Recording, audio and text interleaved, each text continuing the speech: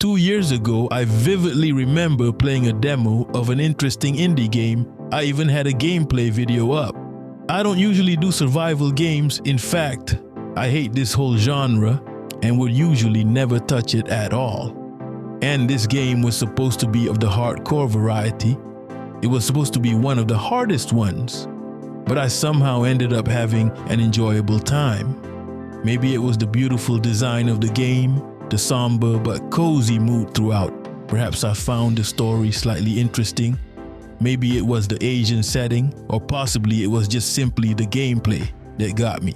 In fact, due to monetary constraints, I rarely purchase games, but I was ready to pull the trigger and cop this one when mysteriously one day after launch, it just disappeared. That game was Nobody the Turnaround.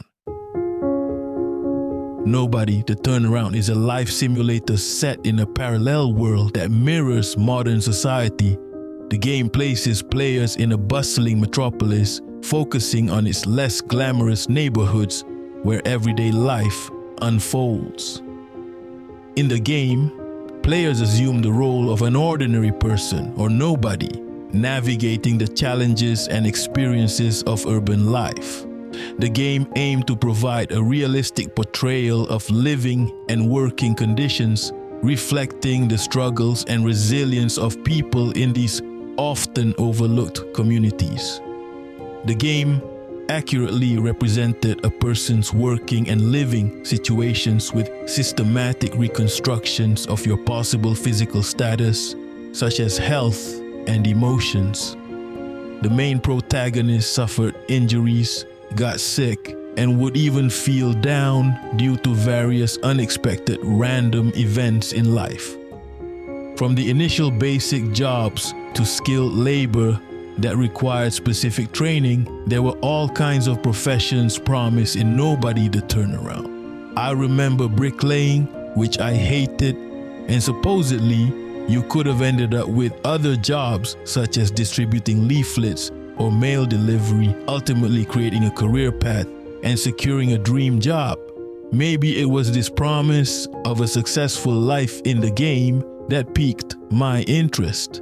The game's official release date was November 16th, 2022. When I opened up my Steam a few days later, I was shocked to find that the game had been completely removed. The first thing that came to my mind was that it was a scam, as was the rumor. But I played the game. I physically played it.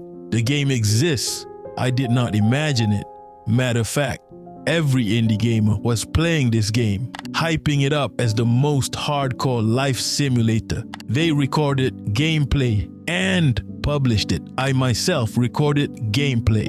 I hurriedly browsed my YouTube channel to check, and yep, it's there. This game existed. For the first time in my life, I enjoyed playing a survival game, and it turned out to be a scam. Or was it?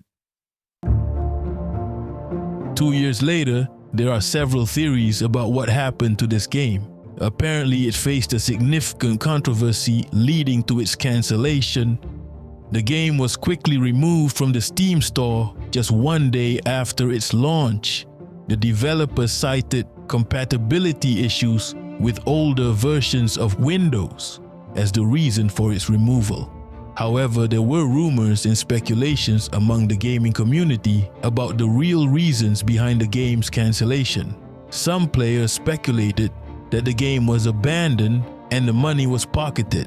There were also rumors about the game not being original and was stolen, but if that were true, the actual developers would have surfaced by now. Others suggested that the game might have faced legal trouble with competitors.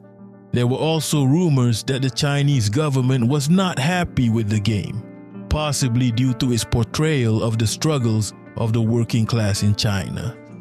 Despite the controversy, many players expressed their disappointment over the game's cancellation and hoped for its return. They appreciated the game's realistic portrayal of life's struggles and the depth of its gameplay. However, these are mere speculations and rumors, and the exact reasons behind the game's cancellation have not been officially confirmed. The game's developers have remained largely silent on the issue.